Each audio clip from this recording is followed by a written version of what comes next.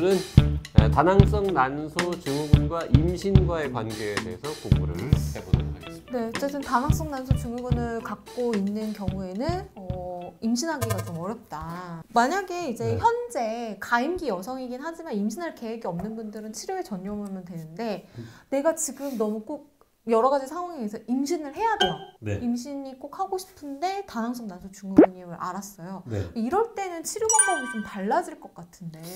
그러니까 이제 이 질환의 그 과정이 배란이 안 되는 거잖아요. 그래서 배란이 되게끔 체중도 줄이고 뭐 피임약도 복용하고 몇 달 또는 몇 년 동안 이렇게 장기적인 치료를 들어가야 되는데 나이도 그렇고 뭐 가정적인 일도 그렇고 아기를 빨리 가져야 된다.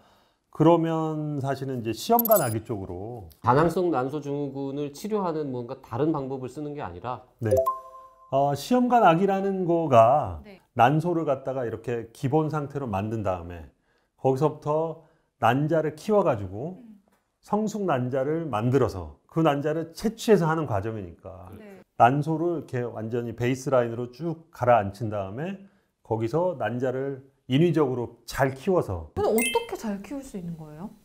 이제 그게 이제 난자를 키우는 배란 유도 주사를 이제 맞는 거죠. 그러니까 시험관 아기라는 과정이 배란된 그러니까 난자를 채취를 하게 되는데 그 난자 채취를 한 개만 하진 않거든요.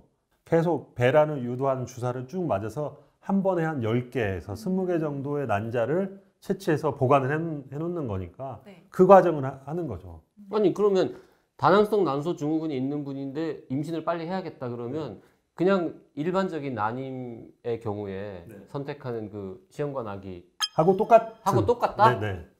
똑같이. 그럼 너무 단순한데 이야기가? 근데 배란이 안 됐기 때문에 자궁 자체가 임신을 할 수 있는 조건은 좀 부족할 것 같은데 그 상태에서 시험관 아기를 한다고 해서 성공률이 높아지나요? 네, 그러니까 시험관 아기는 계속 그 주사가 스케줄대로 쭉 있어요. 그러니까 우리 생리적인 주기에 맞춰 있는 주사가 딱딱 있기 때문에 그 주사를 날짜대로 맞으면 자궁도 거기에 전문 용어로 싱크로가 되는 거죠.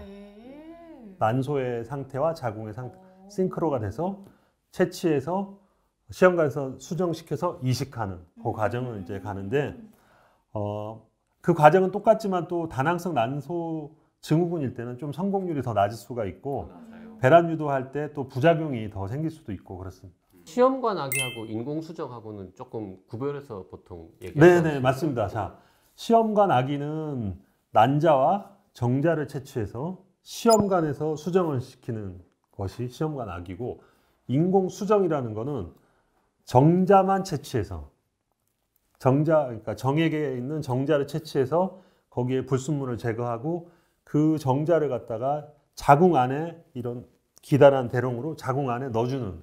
그러니까 시험관 아기를 하는 거는 난자를 갖다가 성숙시키고 채취하고 그걸 우리가 컨트롤할 수가 있으면 시험관 아기가 되는 거고 인공수정은 그 난자는 이제 엄마 몸속에서 여성 몸속에서 이렇게 배출이 되고 정자를 넣어주는. 그럼 시험관 아니면 수정란을 넣어주는 거예요? 그렇죠. 수정란을 넣는데 더 성공률을 높이기 위해서 배아 상태가 됐을 때 넣죠. 배아 이식이라고 이제 하는 거죠. 그럼 다낭성 난소 증후군이 있는 분들이 뭐 그렇게 급하지는 않지만 하여튼 치료를 받고 자연 임신을 시도하겠다. 난 여유 있게. 그러면은 그냥 그 원래 치료대로 치료 끝나면은 자연스럽게 자연 임신이 잘 돼요? 이제 그거가 확인할 수 있는 방법이 생리가 규칙적이냐. 생리가 규칙적이면 그걸로 배란이 규칙적으로 된다. 이걸 알 수가 있는 거겠죠. 그러면 생리가 규칙적으로 다시 돌아왔다라고 하면은 임신 확률은 뭐 일반적인 확률하고 똑같겠죠. 병 없는 사람이랑 똑같아졌다. 다낭성 난소 증후군 자체보다도 이제 나중에 같이 오는 다른 증상들 이런 문제가 있어서 치료를 하는 게 좋다라고 하셨는데 그건 연결이 되네요. 자, 근데 이제 다낭성 난소 증후군은 살이 찔 수 있다, 대사 증후군으로도 갈 수 있다 이런 얘기 했단 말이죠. 그래서 당뇨병 치료제도 쓴다. 근데 다낭성 난소 증후군은 그냥 있는 상태에서 시험관 아기 시술을 통해 가지고 임신을 했어요.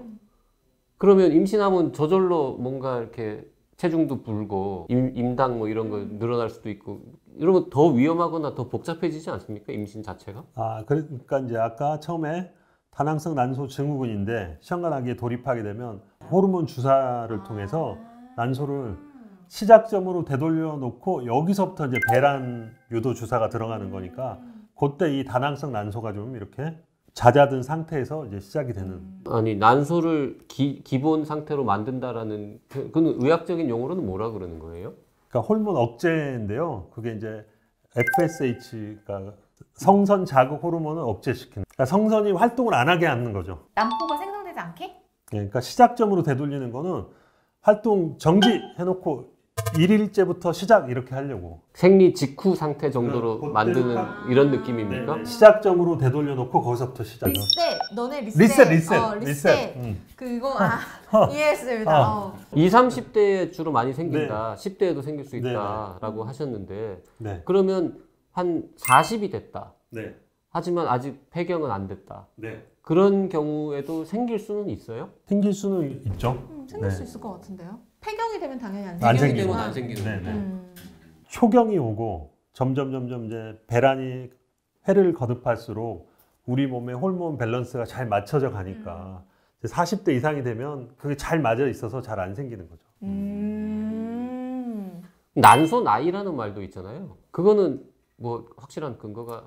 그러니까 난소 나이는 아까 원시 남모세포, 그다음에 이제 난자가 커가는 그 폴리클, 난포, 거기서 분비되는 호르몬이 있어요. 그 AMH라는 호르몬이 있는데 그게 개수가 많으면 AMH가 높게 나오고 그동안 배란도 많이 했고 아니면 뭐 난소를 일부 절제를 했다든지 그런 숫자가 적으면 AMH 숫자가 낮게 나오고. 그러니까 그거는 난소 나이는 정확히 말하면 난소 예비능 검사, 예비능 앞으로 배란이 될 수 있는 애들이 얼마나 있냐 그런 수치가 되겠습니다. 난소 나이하고 실제 나이하고 차이가 많이 나는 경우도 차이가 있어요? 그렇죠. 아기를 원하는데 이 예비능이 거의 얼마 없으면 그냥 희망 고문을 하면 안 되니까 지금 좀 난소 상태가 임신이 안 될 수가 있다. 내지는 또 반대로 나이가 좀 많은데 이 상태가 좋으면 지금 해보셔도 되겠습니다. 이렇게 하죠. 그러면 난임 치료를 하러 오신 분들은 이 검사를 무조건 하시죠. 네.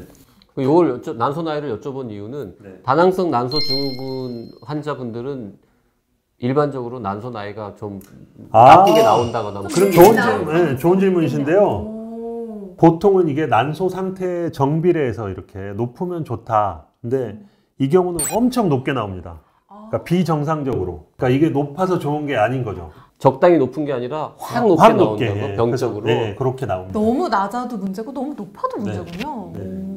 저는 그냥 난소 나이는 젊으면 젊을수록 좋은 거 아닌가라고 생각을 했는데 그렇진 않네요. 그러니까 생각해보면 나도 배란할래 얘네들이 동시에 커가니까 이게 확 높아지겠죠.